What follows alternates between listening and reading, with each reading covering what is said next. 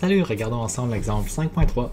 Donc, ici, on demande quel serait l'allongement d'une tige de chêne, une tige ronde de chêne, 4 mètres de longueur, 2,5 cm de diamètre, soumis à une force de tension de 1 kN et on nous donne le module de Young. Donc, on voudrait savoir l'allongement, de combien la tige a allongé. Ça, c'est la variable delta. On connaît la longueur de la tige que je vais tout de suite mettre en millimètres. Ensuite, on connaît le diamètre que je vais transformer en rayon et en millimètres. Donc, le rayon, ça va être la moitié, 1,25 cm ou 12,5 mm. On le soumet à une force de tension, ça c'est la force, 1000 Newton. Et on connaît le module d'élasticité. Donc, c'est parti. On a toujours les trois mêmes formules qu'on va pouvoir utiliser. On a E qui est égal à sigma sur epsilon.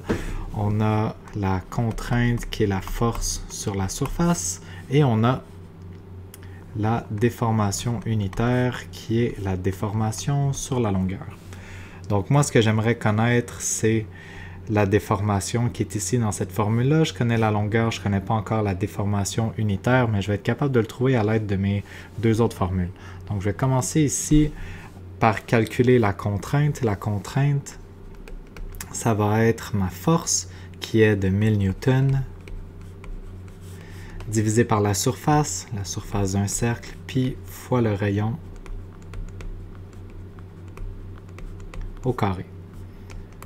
Quand je fais ce calcul, ça me donne la contrainte qui est de 2,037 mégapascal.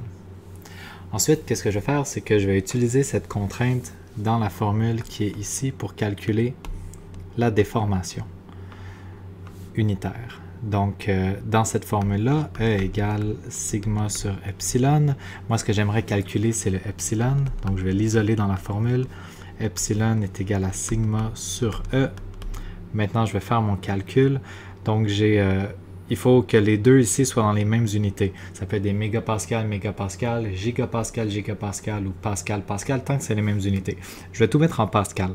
Donc 2,037. J'ai des mégapascals, ça c'est des 10 à la 6, c'est des millions de pascal. Et l'autre, j'ai 14 gigapascal, ça c'est 14 fois 10 à la 9 pascal. Les unités se simplifient.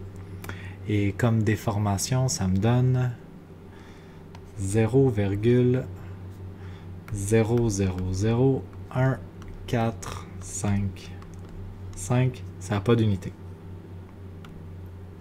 J'ai presque terminé, il me reste à utiliser ma dernière équation pour déduire la déformation. Donc je sais que epsilon c'est delta sur L. Moi ce que j'aimerais bien isoler là-dedans c'est mon delta. Donc delta c'est epsilon multiplié par la longueur.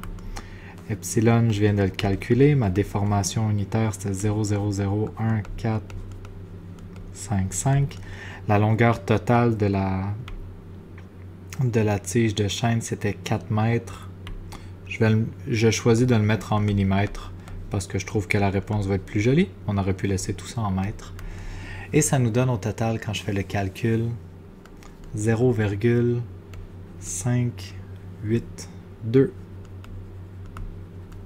mm. Et c'est la réponse. Donc en combinant les trois mêmes formules qu'on utilise, on a réussi à trouver de combien la tige de chêne avait allongé. C'est tout.